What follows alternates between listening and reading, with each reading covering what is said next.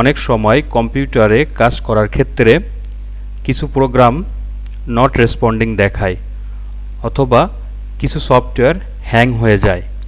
তার ভিতরে রয়েছে মাইক্রোসফট ওয়ার্ড, এক্সেল, তারপরে ফটোশপ, বিভিন্ন সফটওয়্যার দেখা যাচ্ছে যদি বেশি লোড পড়ে সেক্ষেত্রে নট রেসপন্ডিং বা হ্যাং হয়ে যায়। এমতো অবস্থায় কম্পিউটারটি রিস্টার্ট দেওয়ার প্রয়োজন পড়ে। এখন কম্পিউটারটি রিস্টার্ট অথবা ফোর্স স্টপ না করে কিভাবে শুধুমাত্র নট রেসপন্ডিং হওয়া প্রোগ্রামটি আপনি ক্লোজ করবেন সেটি আজ দেখাবো। তো চলুন শুরু করা যাক।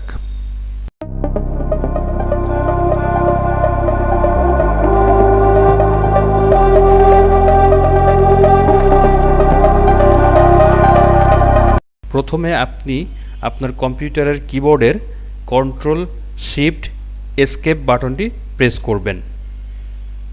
তারপরে টাস্ক ম্যানেজার নামক একটি ডায়লগ বক্সটি ওপেন হবে।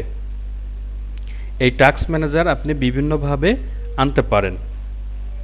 Control alt delete button press করলেও আপনি টাস্ক ম্যানেজারটি ওপেন করতে পারবেন, অথবা কন্ট্রোল অল্টার ডেল প্রেস করলেও আপনি টাস্ক ম্যানেজারটি ওপেন করতে পারবেন।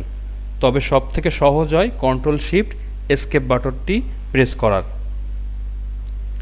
এখন এটি ওপেন হওয়ার পরে দেখবেন নট রেসপন্ডিং হওয়া প্রোগ্রামটি নট রেসপন্ডিং অবস্থায় দেখাচ্ছে স্ট্যাটাসে।